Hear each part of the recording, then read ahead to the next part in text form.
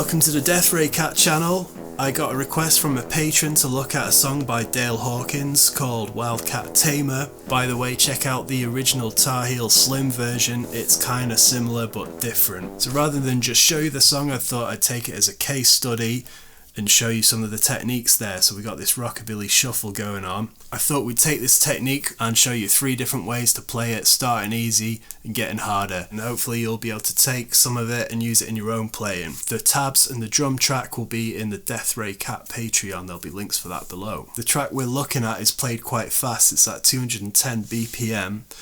So what I would say is if it's the first time you're trying this, we'll slow it down first. But first of all, let's look at the notes.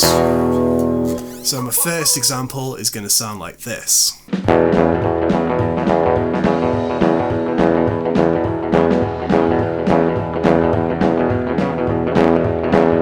We're going to play this swung, which is, if you don't know what swing is, it's slightly different from playing it straight, which would sound like this. All those notes are evenly spaced, so the swung idea is, now that could be a lesson in itself, so if you want me to go into that, let me know in the comments. I'm going to play it here in the E position, so we're going to start with the lowest E string. That's going to be played open throughout this exercise. Then your first finger's going on the 2nd fret of the A string. Okay, so that is going to be your first chord, if you like, or your first notes. You're going to play those 2 strings together. Your second little chord that you're going to play, you're going to add your ring finger to the 4th fret on the A string there. So what we're going to be doing is jumping from here to here.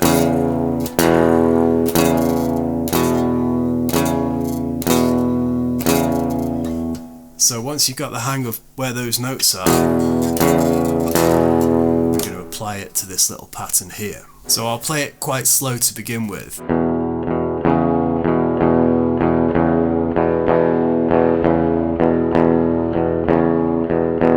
So try and make a note of where those little pauses are.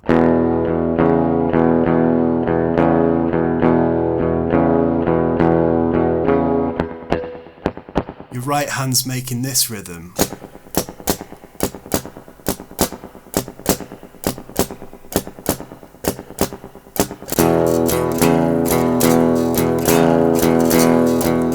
At that speed it's sounding quite bluesy and it's cool, but to play it at this faster speed, as heard in this Rockabilly tune, we're going to just bring the speed up. And whereas you could get away with playing all downstrokes before, you might want to do some down ups.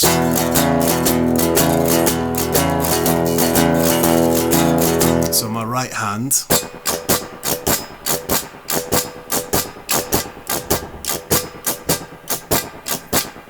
it's doing that kind of rhythm. So yeah, start off slow first, and then gradually speed up. Get a metronome out, start at a slow BPM and then work your way up. You can move that around, that's in the key of E.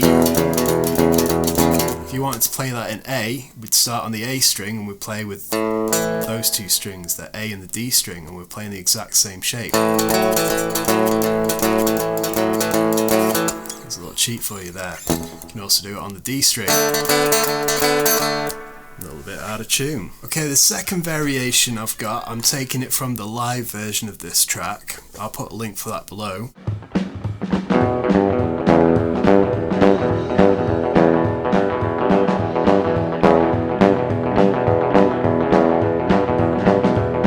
So this time, for the most part, instead of going to this 4th fret here,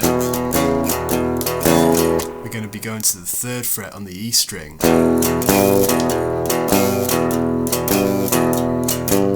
So just again try that nice and slow.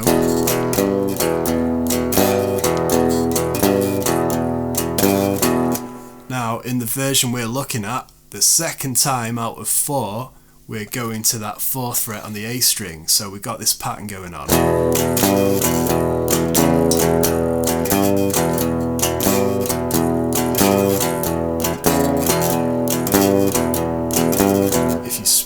really speed it up, it'll start sounding cool.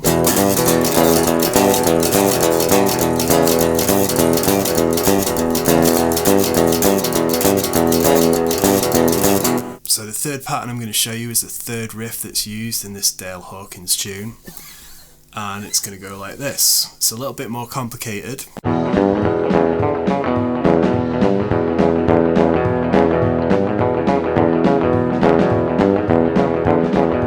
So this one's a little bit more tricky. We've got a pause in there, we've got some extra notes we're going to add, but I'm going to play it dead slow first.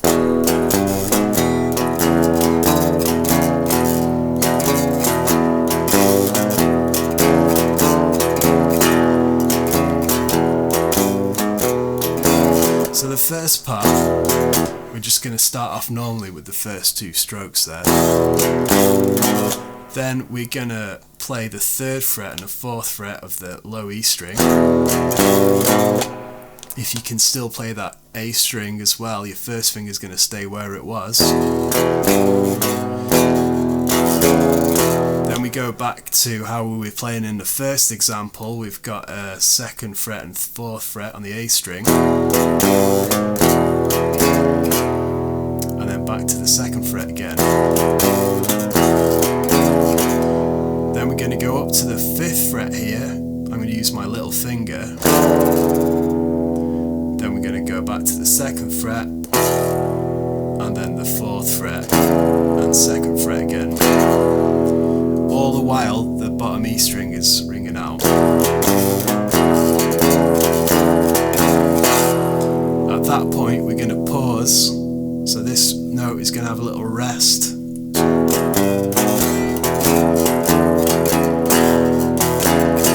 To finish, we've got a 2-4-2, and then we cycle round.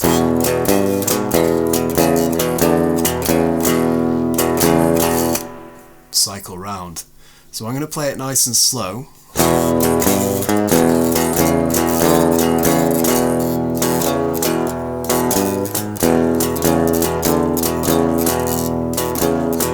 Once you got that pattern down, start off slow, build it up, and then you'll hopefully be able to get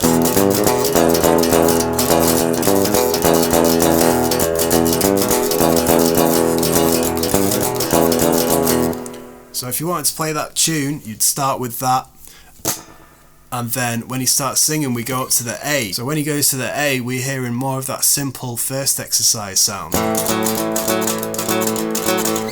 And then sometimes on the record he's playing the complicated version in E, sometimes it's simplified. For the turnarounds in the chorus, we're going up to a B. This is a little tricky, we've got to stretch out that little finger there. Yeah, we could apply the first technique to this shape here. So when we're playing a B, we've got a B here, 2nd fret on the A string. And then we're going to take this 4th fret on the D string here. So we're just going to apply that first technique to this shape here, 2nd fret on the A, 4th fret on the D, and then your little finger's going to go up to the 6th fret on the D string. There's your two notes. It's kind of a stretch though. I think on the recording it stretches even further out there, but I wouldn't worry about that. So there's your B, then to the A, and then back to E.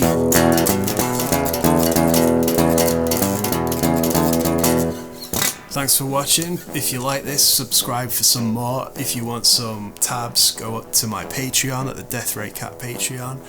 I've got merch and t-shirts and stuff for sale. I've got bands that I play in, I've got records for sale. Go check out all the links. See you later. Thank you.